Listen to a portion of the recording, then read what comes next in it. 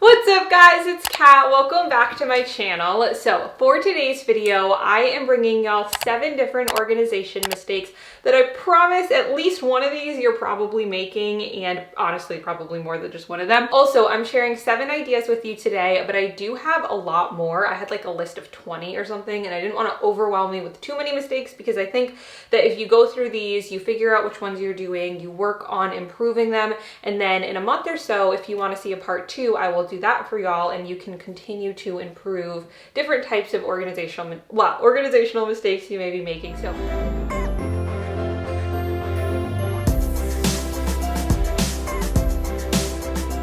number 1 is always storing like items together. Now you may be thinking, how is that bad organization? Like if they're similar products, they should go together.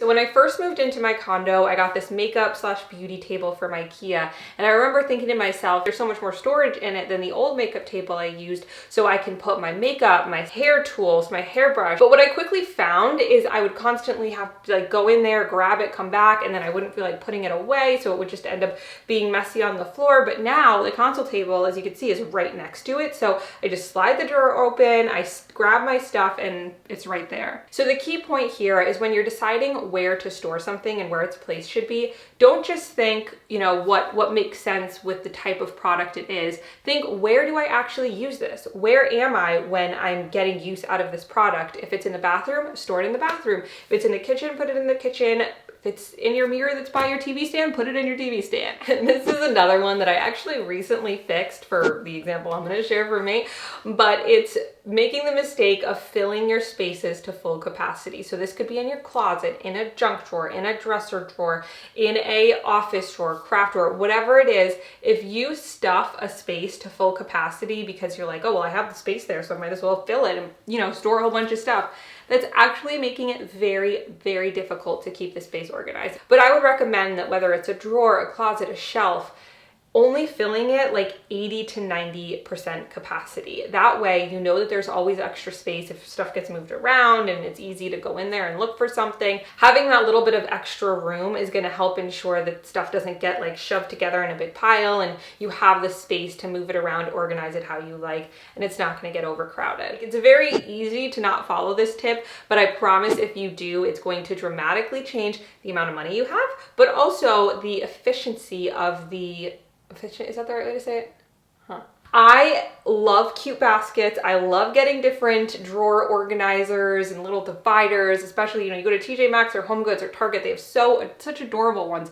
But you know, if you're not going through your actual space and figuring out what you need, the size of the organizers you need, the size of the baskets you need, how many you need, chances are you're not going to get the right thing. You don't want to put yourself in the position where you're trying to organize the space around the organizers. So you say, I have this basket, this is what I have to use, I already bought it, I like it, I don't have to go back and return it, so I'm going to make it work, even though it may not actually be the best way to organize the space. So if it's your closet, take all your clothes out first, organize them into piles, and then you could say, okay, I need 3 bins that are, I don't know, a foot tall each, whatever. When you go through, you can measure it, but that way you know exactly what you're looking for. That way you're purchasing the organizing materials based on what you actually need versus trying to make the organizing materials that you already have fit what you need to organize. Oh, this is a big one, and this is actually an important concept to remember in any aspect of your life, I think, but it's making the mistake of sticking with whatever you have just because you've always had it or you've always done it. So for example, in my closet, if you walk into the left, there are these 2 really big shelves.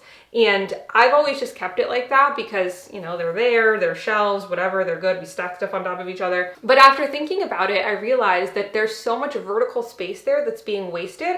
And if we were to add in an extra shelf there, it would actually be such a better use of the space. Now, we haven't done it yet. That is something I'm going to do in an upcoming video. Or another example, in my kitchen, I had this utensil holder that for a while worked well, but Tim and I started to realize that every time you put the forks in, if you try and close the thing, if there aren't, like you really can't store many utensils in there because every time you pull it, they get stuck. So just because that's something we've used for like a year now, I'm realizing it's really not the best solution, and we're going to switch it out. So don't be afraid to switch things up. Something that worked for you a year ago may not still work now, and that's totally okay. Never stop brainstorming better ways to organize a space if you're not happy with how it's working. So in videos about how to keep your home clean, one of the tips that I've given y'all is to make your home smell good by lighting candles or having air fresheners going, because if you walk in and it smells clean and fresh, you're gonna wanna make it look clean and fresh, right? It just kind of like sets the tone for the room. So when we're talking about keeping your space organized and decluttered, you want to have your walls, which, you know, I mean, this is kind of an obvious statement, but they frame the room. You want them to set the tone for the rest of the stuff in the space. So if you walk in your room and there are pictures and posters and shelves everywhere, chances are it's going to make the room feel a little bit smaller, a little more cluttered, just based on what's on the wall. So before you even get to the physical things in the room, you're already getting the sense that it's kind of closed in, cluttered, not very well organized. Like I said, the walls frame the room, so let them set the tone for a decluttered, clean, fresh, open space. And that way, when you come into the room, you're way more motivated to put everything back in its place, keep it organized, keep it clean, because it's already got that tone set to it from the decor. Actually being too specific in your organization. If you're too specific and you go crazy if every item doesn't have its exact spot and it doesn't go in its exact spot every single time, that's just not realistically something you're gonna maintain. You know what I mean? You wanna have your organizational strategies and tactics that you have in place be very manageable and something that you can continue to use, and they're going to be sustainable. And it's not going to be something where, you know, for a week you're really great and you always put everything back in its place, but then after that you're just like, I don't want to go through with it, I'll just throw it on the floor, or I'll just throw it in this pile. And I also have a playlist of different ways to organize your clutter, so I'll leave that linked in the description as well if you want some tangible ways to organize different things that get super cluttered in your home. And this is where I think junk drawers can actually be really, really helpful if you do it in the right way. If you do some sort of a divider, that's super helpful, because you could still throw things that you really don't know where to put in there, but as long as they have a section of the junk drawer that you know they go in, it's like a little bit better than just throwing it into one drawer and everything's moving around. And I do have tons of videos on how to organize a junk drawer, so I'll leave those in the description if you want to check out that playlist. But this next one is so important, and it's kind of a mindset switch that I know can be very difficult not to do, because I myself do it all of the time and I make organizing videos. It's really important that you don't compare your home to other homes you see on YouTube or Pinterest or Instagram. And this is such a huge mistake, because if you're constantly comparing your home and your spaces to these perfect houses and beautiful pictures that you're seeing all over social media, it's really easy to feel discouraged and get to the point where it's like, you know, my home is never going to stay that organized or look that clean all of the time, so why even bother? And that's such a dangerous mindset to get into, because that's when you stop putting in the effort to keep it clean and keep it organized and put methods in place that are going to work for you. Like for me, it's just Tim and I living in this condo, and it's like everything still manages to get so messy. I feel like I clean the kitchen, 20 minutes later it's a disaster again. That's a little dramatic, but you know what I mean.